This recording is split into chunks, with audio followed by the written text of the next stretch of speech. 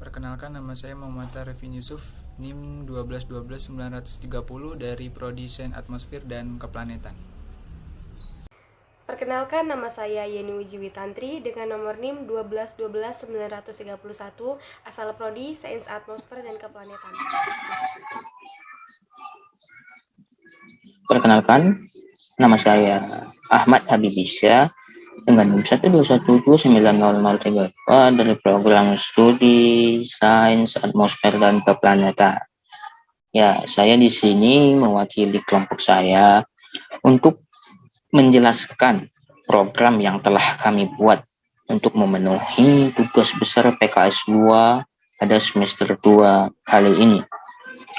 Kami berasal dari kelompok 15 membuat program berjudul Analisis Data dan Zona Goldilocks Exoplanet serta data bintang menggunakan metode transit atau gravitational microlensing. Di sini kami membuat program ini untuk memudahkan orang-orang yang ingin melakukan analisis terhadap data-data yang telah diperoleh dari suatu eksoplanet dan bintang induknya. Jadi langsung saja saya menjelaskan mengenai include IOStream. Saya blok dahulu.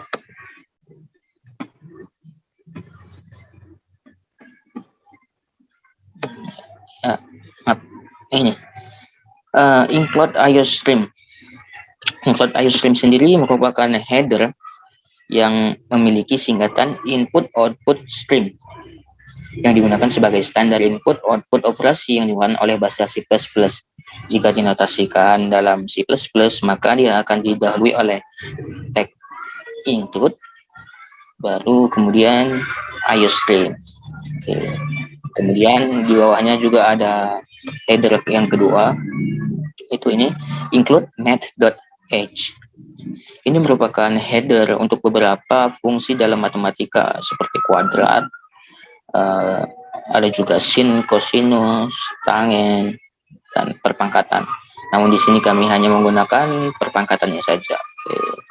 Jadi kita langsung ke programnya ya.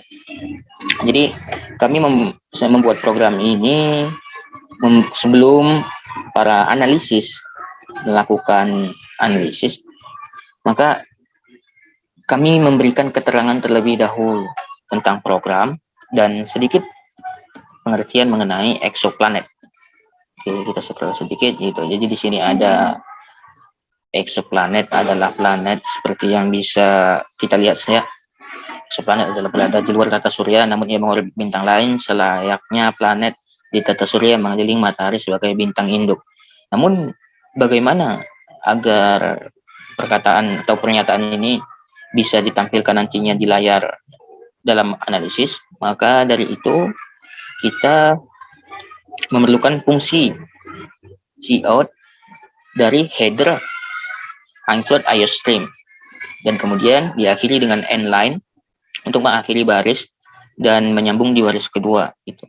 Jadi fungsinya code itu untuk menampilkan output berupa pernyataan yang kita keluarkan seperti yang ada pada di share screen ini.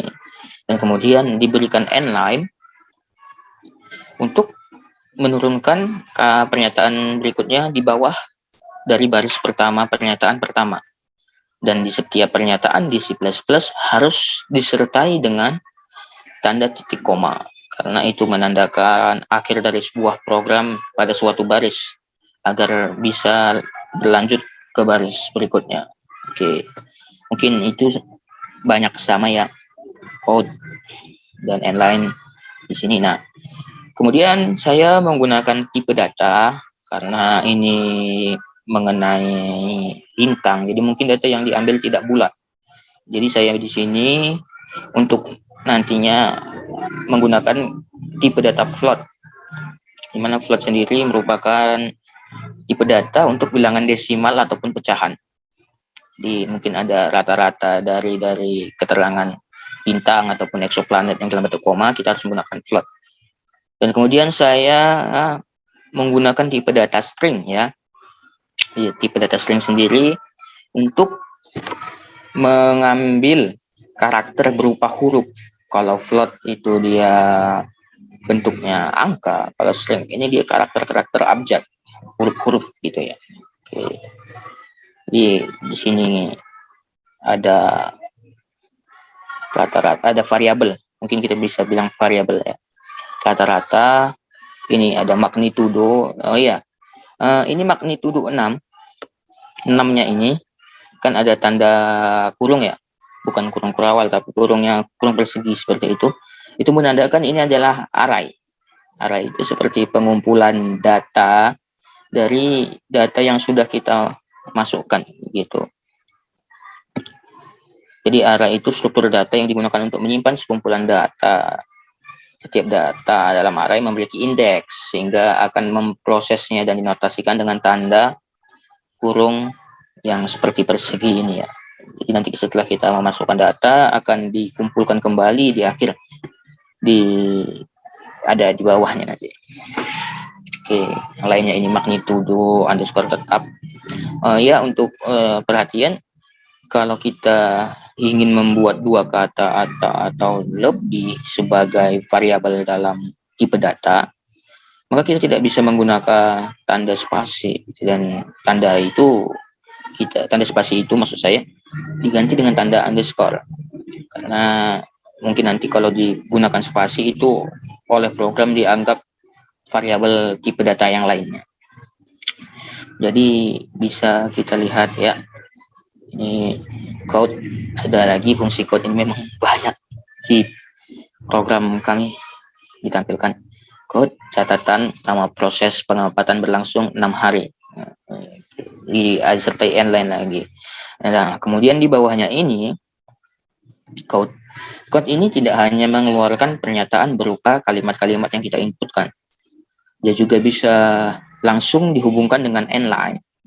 Endline ini seperti yang kita ketahui tadi, ini kan untuk menganjurkan ke baris berikutnya diturunkan. Maka jika ada fungsi code kemudian diberikan endline, maka itu maksudnya mengelangi baris satu ke bawah. Oke. Nah, kemudian kita bertemu dengan cin. Tadi kalau kan ciot sudah kita jelaskan ya. Kalau ini ada cin untuk menginputkan data-data yang akan dihitung ataupun dimasukkan. Jadi di sini ada cin, nama bintang. Jadi nanti nama bintangnya akan diketikkan. Dan di sini ada juga cin lagi magnitudo tetap. Nah, nanti juga ada menginputkan magnitudo tetap dari bintangnya. Oke, ada code endline lagi. Itu berarti mengelang ke bawah. Nah, kemudian kita masuk ke if. If. Fungsi if adalah fungsi yang menghubungkan dua pernyataan atau lebih. Jadi untuk pernyataan pertama, maka itu akan mengeluarkan atau mengoutputkan hasil yang benar. Apabila salah, pernyataan itu tidak sesuai, maka program akan mengeluarkan pernyataan yang salah. Oke, seperti bisa kita lihat, ini dia, if dan else. Ini ya, if-nya di atas ya. Oke, ini if-nya dengan pernyataan apabila magnitudo tetap besar daripada sama dengan 1, maka nanti akan mengeluarkan output berupa yang saya blok ini ya.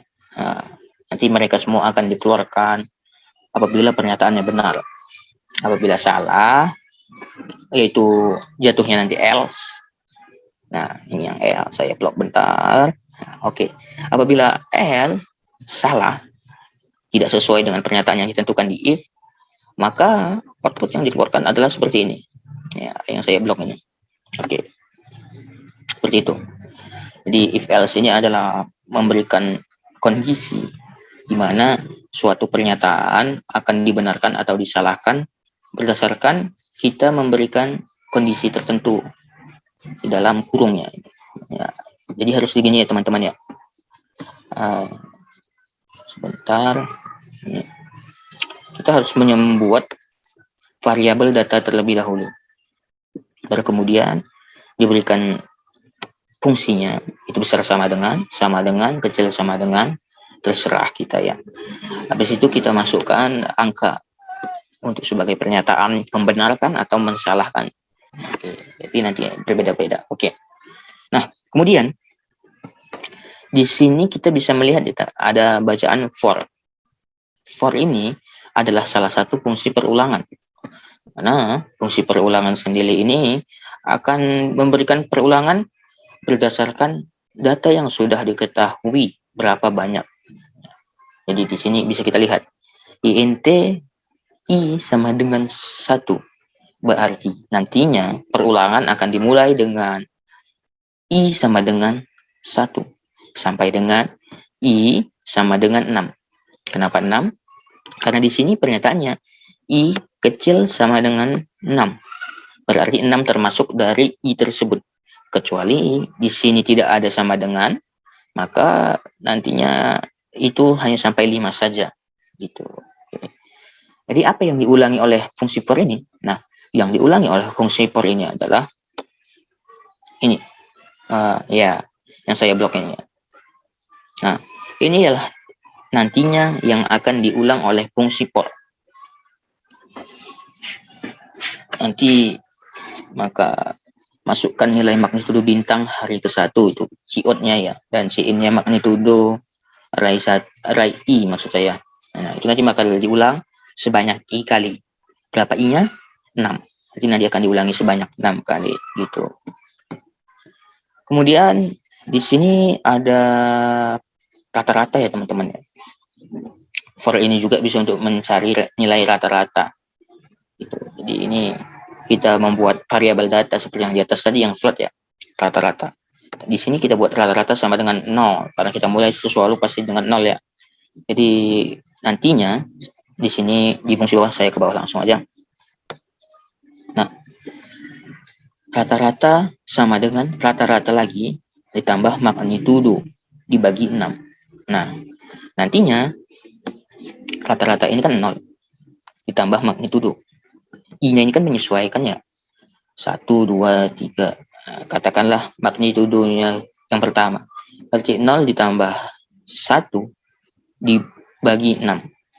Oke.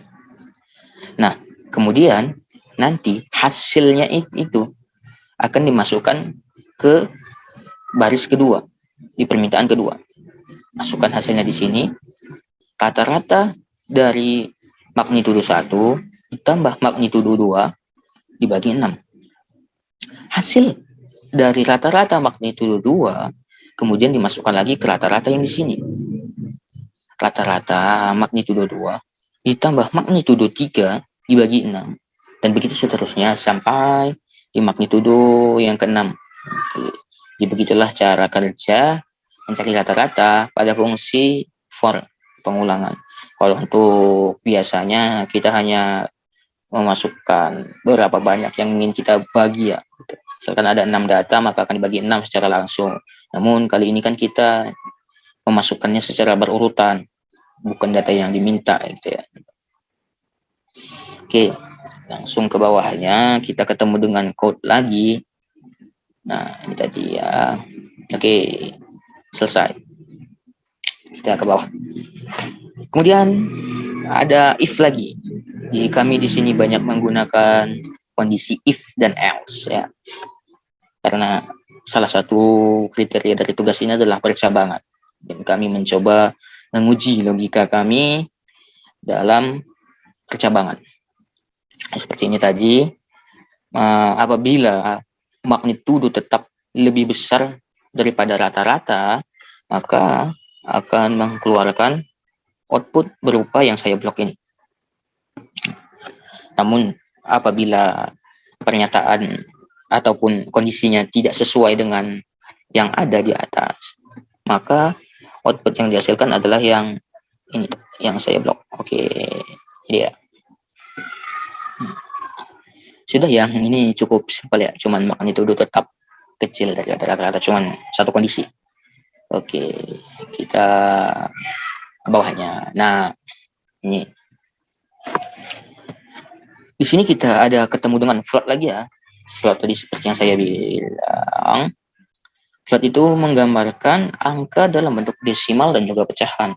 Jadi masa eksoplanet, radius eksoplanet, tentukan itu sesuatu yang mungkin hasilnya tidak akan bulat.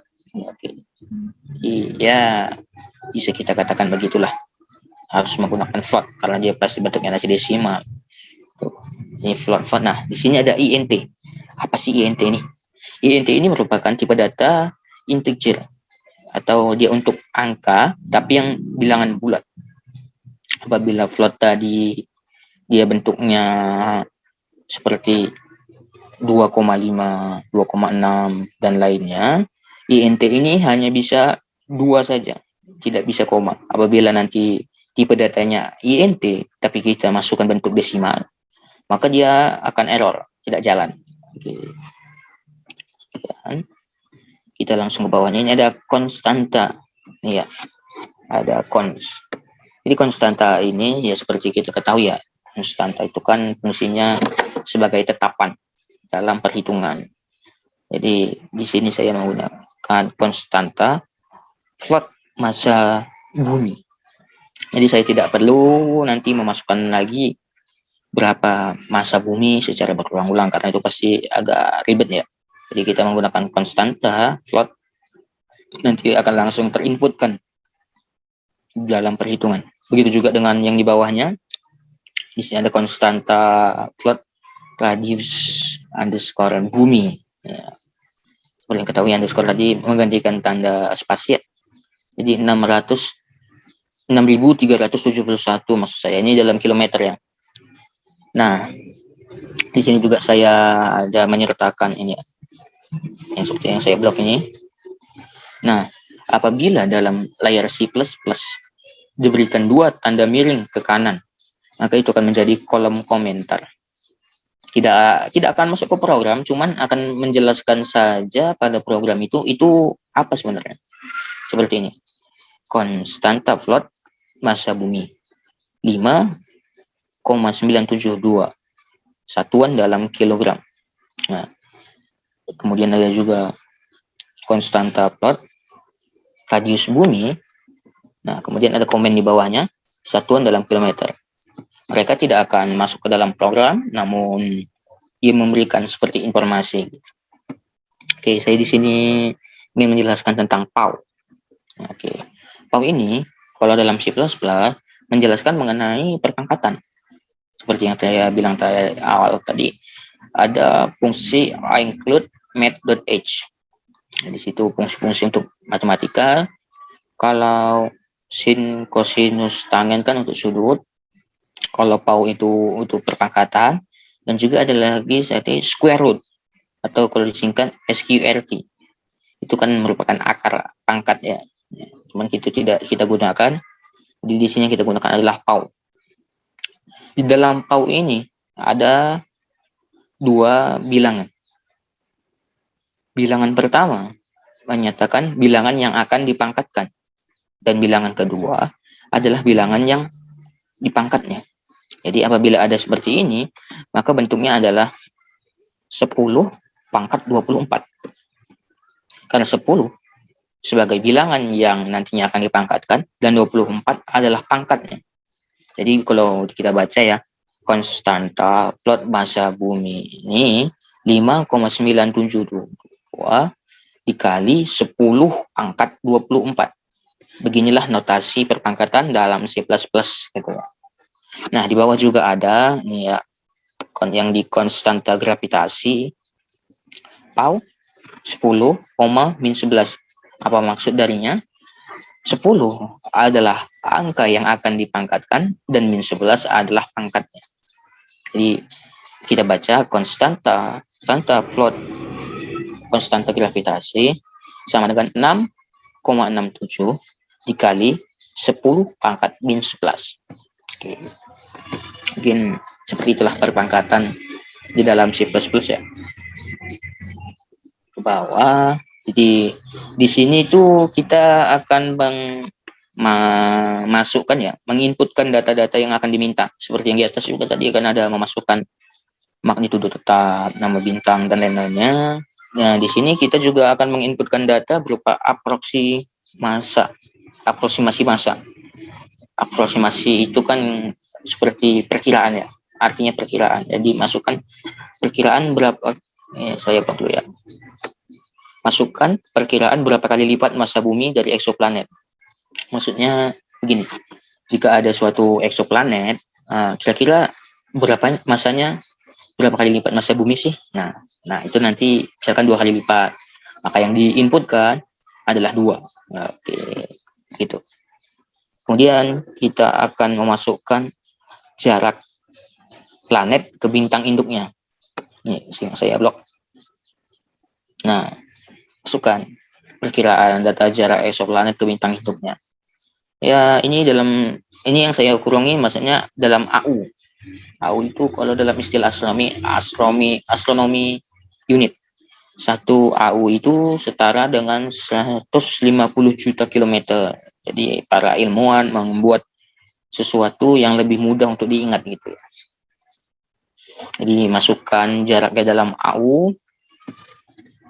Dan di bawahnya juga ada masukkan suhu permukaan bintang induk dari eksoplanet dalam kurung Kelvin. Itu jadi maksudnya. Tadi saya juga menjelaskan tentang satuannya.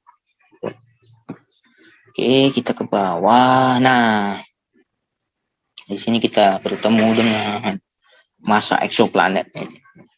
Jadi ini seperti yang di atas ya, sebenarnya sederhana, fungsi perkalian dan juga pembagian. Namun perlu diperhatikan untuk teman-teman gitu kan, untuk membedakan ruas bawah dan ruas bawah dalam pembagian itu harus kita beri kurung seperti ini biar tidak salah ya. Bentar. Nah, seperti ini. Untuk membedakan mana yang atas dan yang bawah, masa planet dikali radius bumi dahulu. Baru nantinya akan di masa bumi. Apabila tidak ada kurung, mungkin nanti akan berbeda hasilnya. Tidak sesuai dengan rumus yang ada. Jadi di sini ya sebenarnya sama ya seperti yang di atas tadi juga ya. Gravitasi eksoplanet ini tadi yang konstanta gravitasi 6,67 dikali 10 pangkat min 11. Maka nanti akan dimasukkan di sini dikalikan dengan masa eksoplanet yang ada di atas ini. Nih, nantinya di hasil ini akan dimasukkan ke bawah, dibagi dengan 1000 dikali 10, tidak maksud saya radius eksoplanet dipangkatkan 2, R pangkat 2 gitu. Karena kan rumus gravitasi itu G konstanta gravitasi dikali massa dibagi dengan R. R-nya itu dalam kilometer. Cuman di sini dikalikan 1000 karena nanti hasilnya akan dalam meter. Di meter per sekon nanti. Kan tidak ada gravitasi dalam satuan kilometer per sekon. Semuanya dalam meter per sekon. Makanya dikalikan dengan 1000. Nah, untuk teman-teman juga kalau membuat program seperti ini harus berurutan. Nah, tidak boleh acak ya, walaupun maksudnya sama. Jangan membuat gravitasi eksoplanet yang di bawah di atas. Nantinya program akan error karena masa eksoplanet sebelumnya kan belum terdeklarasi, belum dicari, belum dapat. Maka harus sesuai urutannya. Jika ada masa eksoplanet, dicari dahulu, baru kita masukkan ke gravitasi eksoplanet. Dan begitu juga yang lainnya. Harus berurutan. Tidak bisa kita hanya membuat rumus sembarangan. Tidak menyuati sistematis dalam penulisannya. Gitu. Oke, di sini nanti COD-nya. Jadi seperti ini contohnya ya. Jadi diperoleh data dari eksoplanet bahwa masa eksoplanet sebesar masa eksoplanet sebesar, ini ada tanda 2 ini untuk ya masa eksplanetnya nanti akan diinputkan di sini dalam satuan kilogram, dan juga radius eksoplanetnya juga nanti akan dimasukkan di sini dalam satuan kilometer. Volume eksoplanet juga nanti akan dimasukkan di sini sebagai meter kubik, Densitas juga akan dimasukkan di sini sebagai kilogram per meter kubik. Percepatan gravitasi juga akan dimasukkan sebagai meter per sekon kuadrat. Semua ini bisa keluar karena kita menggunakan fungsi COUT tadi ya, untuk mengeluarkan output yang ada. Oke, ini kita kembali ke fungsi if. Sebenarnya simpel ya, if itu hanya untuk kondisi beberapa pernyataan. Cuman harus kita menggunakan logika apabila banyak pernyataan yang ingin digabungkan. Ini ada operator logika ya, untuk teman-teman yang ada tanda dan dua buah tanda dan ini menghubungkan dua pernyataan yang berbeda. Apabila salah satu dari pernyataan ini salah, maka yang keluar nanti adalah else-nya. Pernyataan yang di else, bukan pernyataan yang di if. Tapi jika keduanya benar, maka akan keluar yang ini. Ya, yang saya blok. Nah, yang ini. Itu jika benar. Jika salah, seperti yang saya bilang tadi, maka akan yang dikeluarkan yang di else-nya. Nah, kita masuk ke fungsi berikutnya seperti itu kan. Else if. Nah, sebenarnya fungsi else if ini sama aja ya seperti fungsi if else. Namun fungsi if else if itu untuk lebih dari dua pernyataan. Selebihnya sama sih. Cuman penulisannya setelah else dimasukkan if. Lalu buat pernyataan lagi dan begitu seterusnya. Seperti ini juga ada di baris 170. Nah, bisa kita lihat juga. Ini kan else if baru masuk pernyataan. Kemudian COUT-nya pernyataan gitu. Oke, sama semua. Ini banyak. Ya, program ini banyak. Seperti ini, saya buat if else seperti ini karena dalam astronomi sendiri kan banyak kondisi suatu eksoplanetnya ataupun bintangnya. Jadi kita tidak bisa menyamakannya. Diperlu banyak perumpamaan dalam menganalisis. Nah, ini kita masuk ke akhir sih sebenarnya. Cuman ada sekitar 300 baris pernyataan yang akan diberikan. Bisa kita lihat di sini ada 3 kali if. Nah, ini karena pernyataan akhir ya. Jadi saya seperti kesimpulan gitu. Kan di atasnya saya terlewat. Ini ada sedikit bacaan. Jadi dari seluruh data di atas kita dapat merekap dan menyimpulkan bahwa jadi kita merangkum semua data yang telah ada dan juga angka-angka input nantinya akan kembali di sini. Namun kan banyak kondisinya tuh dari yang di atas tadi. Maka dari itu saya membuat 3 buah if. Ya, banyak sih memang. Jadi kita harus menggunakan logika kita dengan baik. Untuk if yang pertama, apabila suhu bintang lebih besar, artinya suhu bintangnya lebih panas daripada 30.000 dan suhu bintang lebih kecil sama dengan atau mungkin tidak lebih panas daripada 60.000. Ini nanti akan disambung atau dihubungkan dengan tadi operator logika tadi ya yang saya bilang operator and, operator dan bahasa Indonesianya. Oke, jadi dia akan menggabungkan dua pernyataan ini. Jadi sebenarnya kan kalau dalam fisika ada pergeseran Wien ya, seperti warna-warna gitu, memiliki interval. Jadi saya menggunakan operator logika ini sebagai interval.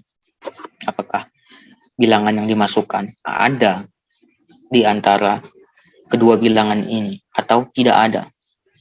Jika tidak ada, maka akan jatuh di else yang lainnya. Oke, itu ini nantinya ya. Di sini akan merangkum, memanggil nanti bintang. Ini nama bintangnya apa akan dikeluarkan di atas.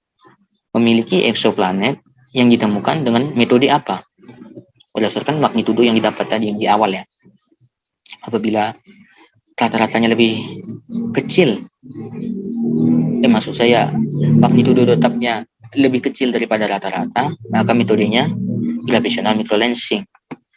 Dan apabila nah ini pernyataan else-nya, apabila rata-ratanya ternyata lebih kecil dari magnitudonya, maka metodenya adalah transit photometry, tergantung ya. Oke. Sama sih sebenarnya semuanya ya. Cuman ini banyak ya, bisa kita lihat secara pelan-pelan. Sama semua sih.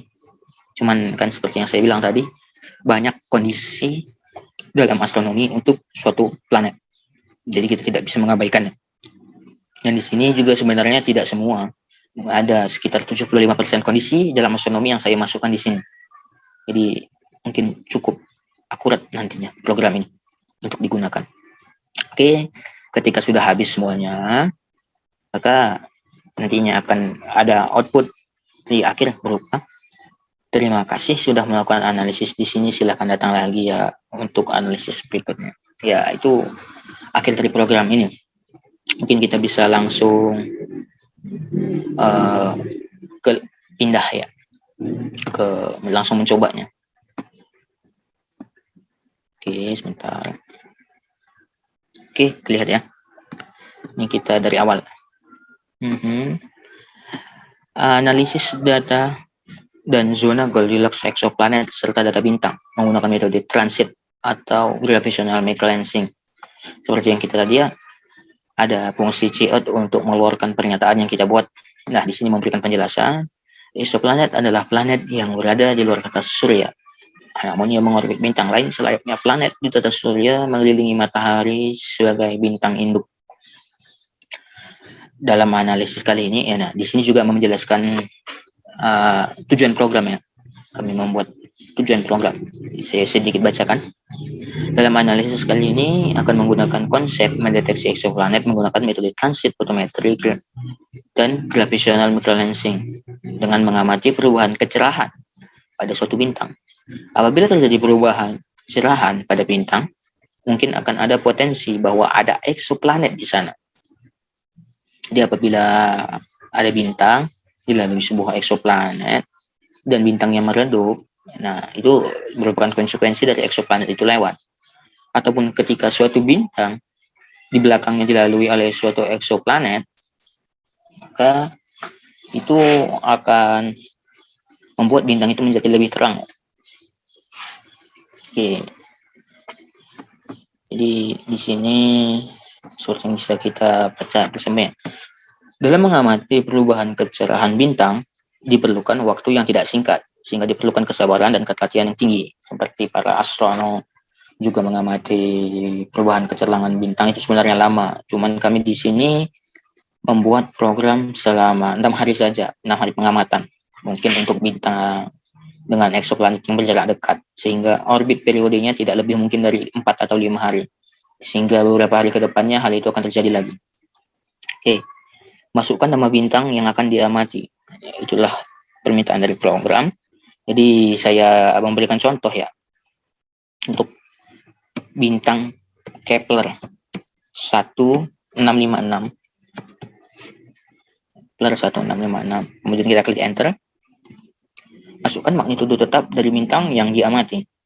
Untuk bintang Kepler 1656 sendiri memiliki magnitudo sebesar 11 ya.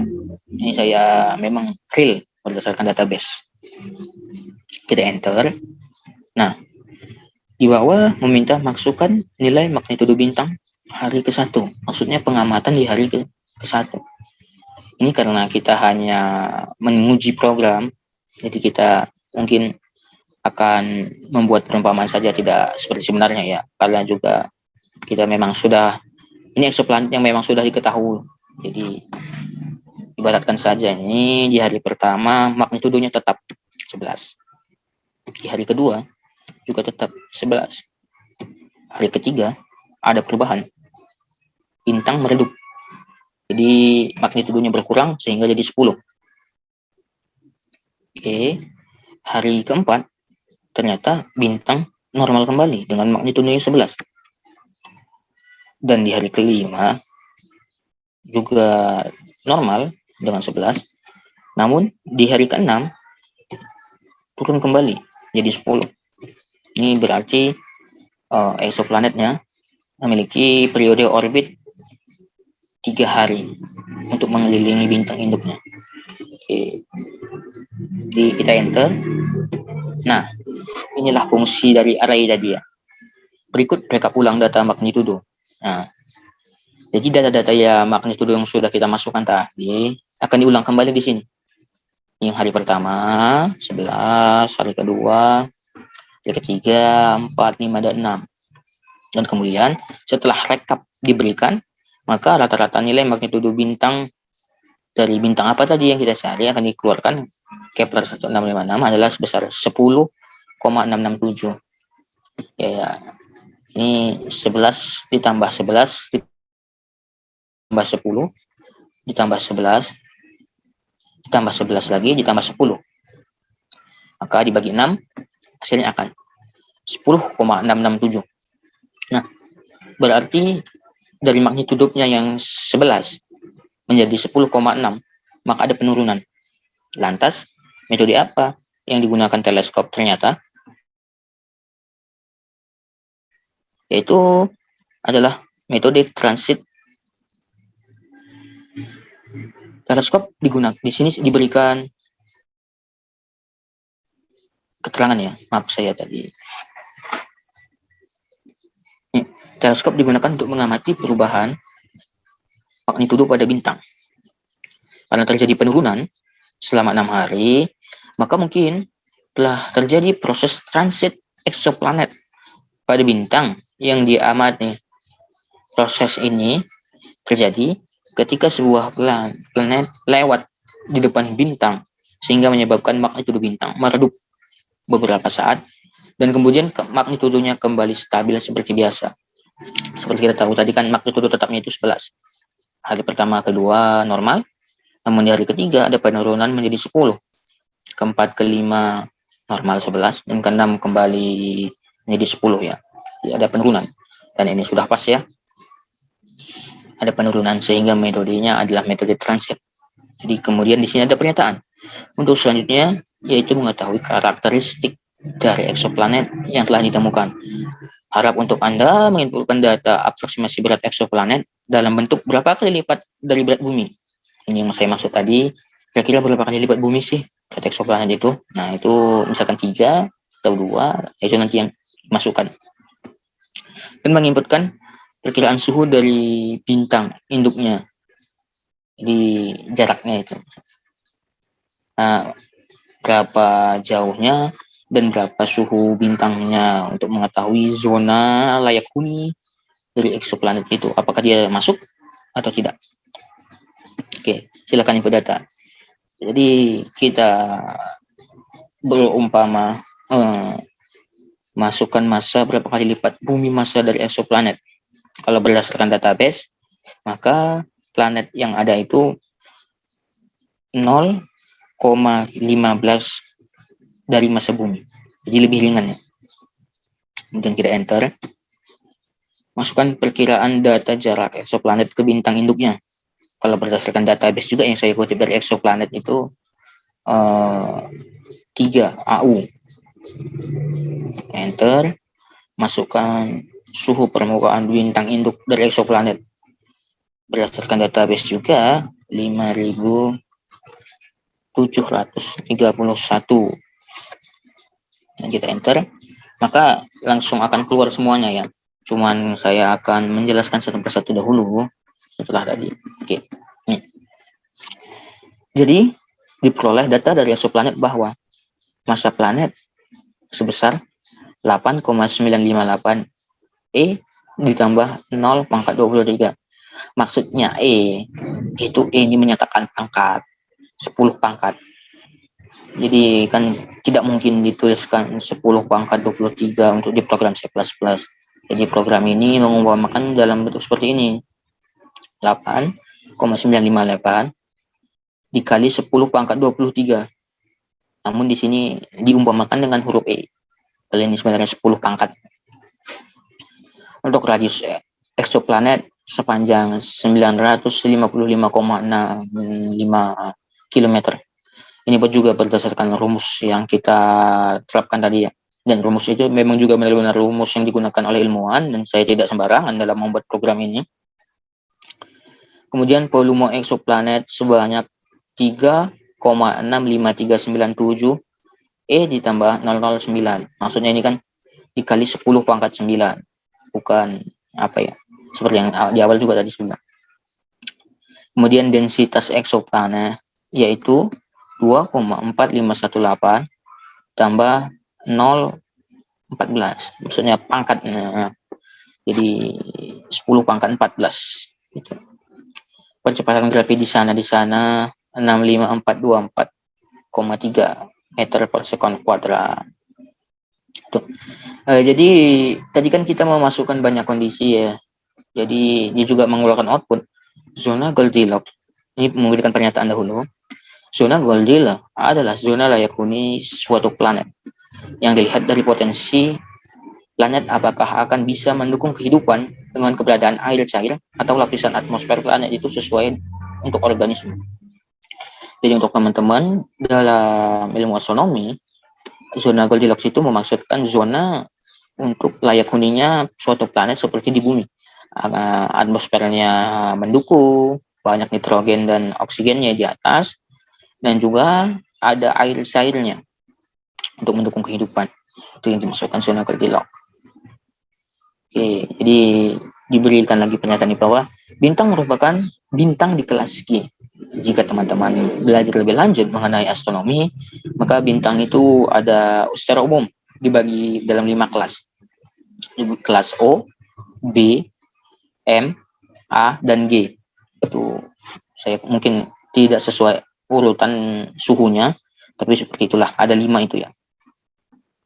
Di bintang merupakan bintang di kelas G dan dinyatakan bahwa zona Goldilocks ada di jarak 1 sampai 1,9 AU dari bintang. Oke. Di sini perlu kita ketahui juga ya, kan setiap bintang itu berbeda panasnya, suhunya. Jadi untuk suhunya itu menentukan seberapa jauh interval yang ada untuk mendukung kehidupan dan air cair di permukaan. Jika seperti matahari kan di bumi seperti ini mendukung adanya air cair. Namun apabila matahari digantikan oleh bintang yang lebih panas, pasti tidak bisa karena airnya pasti akan menguap. Atau apabila bintangnya juga matahari itu diganti bintang yang lebih kecil, maka tidak bisa juga karena air akan beku. Jadi perlu di jarak yang khusus di zona Goldilocks yang tepat agar ada kehidupan. Jadi zona yang tepat itu berada antara 1 sampai 1,9 AU dari bintang induknya. Itu. Oke. Nah, ini sudah kita masuk ke kesimpulan. Berkaitan dengan data di atas, maka disimpulkan bahwa planet tidak masuk ke dalam zona Goldilocks, sehingga tidak mungkin adanya kehidupan di sana. Ya, karena kan tadi di atas itu kita menginputkan, bisa kita lihat ya, ini 3 jarak planet ke bintang induknya itu 3 AU. Jadi tidak akan mungkin ada kehidupan di sana karena jarak yang ditentukan itu 1 sampai 1,9 dan 3 sudah sangat jauh. Jadi tidak akan mungkin, maka air akan beku. Namun akan dilakukan rekap ulang. Jadi dari seluruh data di atas kita dapat merekap dan menyimpulkan bahwa bintang Kepler memiliki eksoplanet yang berhasil ditemukan menggunakan metode transit photometry dengan spesifikasi eksoplanet dan bintang berupa magnitudo tetapnya tadi 11 ya. Magnitudo rata-ratanya hanya 10,667, masa eksoplanetnya ya seperti ini 8,958 dikali 10 pangkat 23 kilogram. Radius eksoplanetnya 955,65 km, volumenya 3,65397 dikali 10 pangkat 9 meter kubik, densitasnya 2,45158 dikali 10 pangkat 14 kg per meter kubik. Kemudian percepatan gravitasinya 65424,3 meter per sekon kuadrat dengan suhu bintang 531 Kelvin dan jaraknya sejauh 3 AU. Dan di sedikit kesimpulan, eksoplanet tidak berpotensi dihuni oleh organisme karena tidak berada di zona Goldilocks.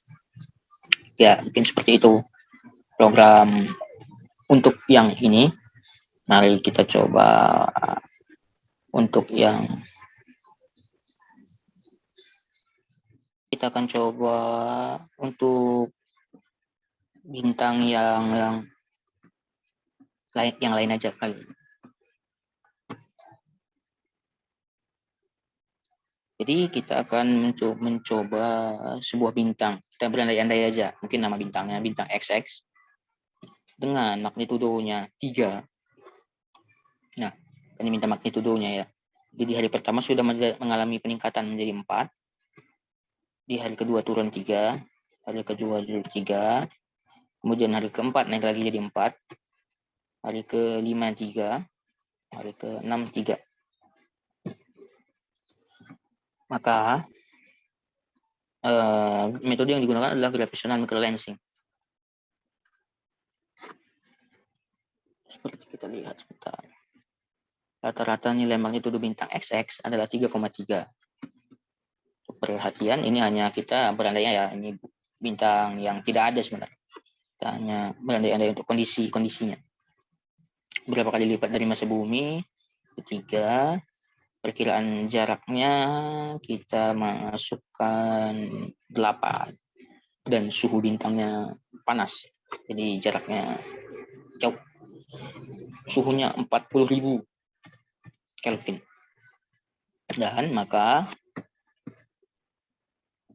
yang dikeluarkan oleh program di sini kita lihat bintang merupakan bintang di kelas O, menyatakan bahwa zona Goldilocks ada di jarak 6 sampai 12 AU dari bintang induk pada sistem bintang itu. Nah, berkaitan dengan data di atas, maka disimpulkan bahwa planet masuk ke dalam zona Goldilocks dengan potensi ke dalam kehidupan.